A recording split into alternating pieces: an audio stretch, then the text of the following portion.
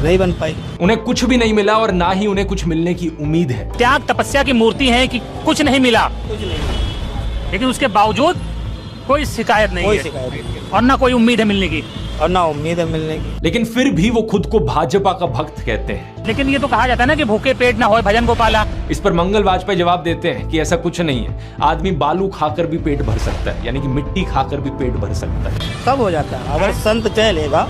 अगर संत चाह लेगा तो सब हो जाता है। बालू खा के पेट भर लेता है। इन्हें कोई शिकायत नहीं है। प्रधानमंत्री मोदी को एक परमात्मा मानते हैं, उनकी पूजा करते हैं। ऐसा कैसे हो सकता है कि एक पॉलिटिशियन को लेकर लोग इतने अंधे हो गए हैं? और ये इकलौते नहीं है, मैंने पिछले वीडियो में आपको उसके कई और उदाहरण दिए थे। बीजेपी के टिकट पर तो कुत्ता भी खड़ा हो जाए हम जिता देंगे। ये सच है, अगर कुत्ता भी आएगा उसको भी जिताएंगे। ये तो फिर अंधविश्वास नहीं, भक्त हैं, अंधविश्वास नहीं है, हम भक्त हैं। महंगाई मेरे हिसाब से कोई ज्यादा नहीं हुई।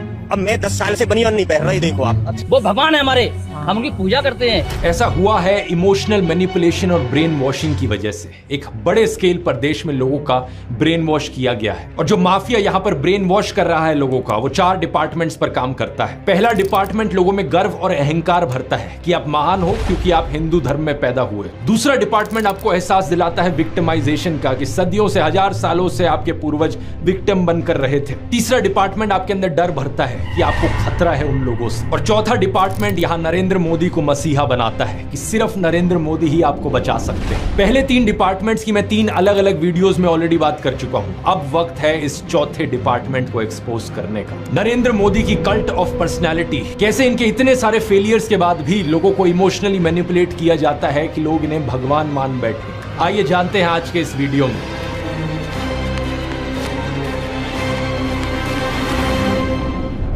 जून 2013 की बात है दोस्तों। राइटर नीलांजन मुखोपाध्याय ने एक किताब लिखी नरेंद्र मोदी के ऊपर। ये एक बायोग्राफी थी। इस किताब में लिखा गया कि कैसे नरेंद्र मोदी जब 6 साल के थे, वडनगर रेलवे स्टेशन पर गुजरात में वो चाय बेचा करते थे। ये चाय बेचने वाला किस्सा तभी से लेकर नरेंद्र मोदी की संघर्ष की कहानी का ये एक मेजर टॉकिंग पॉइंट रहा है। 2015 में जब टाइम मैगजीन ने प्रधानमंत्री मोदी का इंटरव्यू लिया तो उन्होंने बताया कि कैसे वो एक बहुत गरीब परिवार से आते थे, कैसे बचपन में वो चाय बेचा करते थे रेलवे स्टेशन पर। इनकी एग्जैक्ट लाइनें सुनिए। मैं पॉवर्टी में पैदा हुआ हूं, बचपन में मेरा पूरा बचपन पॉवर्टी में बीता है। मेरे लिए पॉवर्टी एक तरीके की पहली इंस्पिरेशन थी मेरी जिंदगी में। लेकिन कितनी सच्चाई है इन बातों में? बहुत से लोगों ने टाइम टू टाइम सवाल उठाए हैं, जैसे कि नरेंद्र मोदी के बचपन की ये फोटो देखिए। वे 1950 यानी 1950 में पैदा हुए थे। क्या उस समय किसी गरीब परिवार में पैदा हुए बच्चे के पास ऐसे कपड़े होंगे? जरा खुद ही सोचकर देखिए। सूट तक पहन रखे हैं इन्होंने अपनी बचपन की फोटोज में। मैं खुद 1994 में एक मिडिल क्लास फैमिली में पैदा हुआ हूं, लेकिन मेरी तो बचपन की ऐसी कोई फोटो नहीं मिलेगी आपको जिसमें मैंने कोई सूट पहन रखा हो। और नरेंद्र मोदी अपने आप को गरीब ही नहीं, बहुत गरीब परिवार का बताते हैं। इंडिया टुडे ने इनकी पुराने घर की एक फोटो पब्लिश करी थी, स्क्रीन पर देखिए। बहुत बड़ा घर नहीं है, लेकिन क्या आपको ये 1950s के किसी बहुत गरीब परिवार का घर दिखता है? परिवार में नरेंद्र मोदी के 5 भाई और 1 बहन है। 2 साल पहले नरेंद्र मोदी के छोटे भाई प्रहलाद मोदी ने कहा था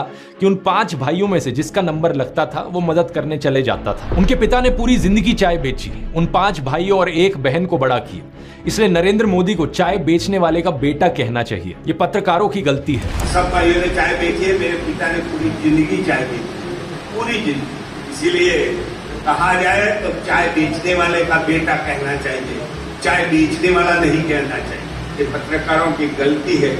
2014 में कांग्रेस नेता अहमद पटेल ने कहा था कि नरेंद्र मोदी कभी चाय वाला नहीं थे, बल्कि वो एक कैंटीन ठेकेदार थे। अब कांग्रेस की बात पर कितना यकीन किया जाए नहीं किया जाए, लेकिन 2021 में बीजेपी ने भी ये कैंटीन वाली चीज अनइंटेंशनली एक्नॉलेज करी थी। रेलवेज मिनिस्टर अश्विनी वैष्णव ने इंस्ट्रक्ट किया ऑफिशियल्स को कि वो वडनगर रेलवे स्टेशन पर एक कैंटीन को ब्यूटीफाई करें। इंडिया टुडे के आर्टिकल में यहाँ क्लियरली लिखा हुआ है, और इसके नीचे एक फोटो भी लगी है इस टी स्टॉल / कैंटीन की जो नरेंद्र मोदी के पिता चलाया करते थे। हाल ही में लिखे गए CNN के इस आर्टिकल को देखिए। नीलांजन मुखोपाध्याय खुद कहते हैं कि मोदी की जो पॉवर्टी की कहानी है वो ग्रॉसली एग्जैजरेटेड है, यानी कि बहुत बढ़ा चढ़ा कर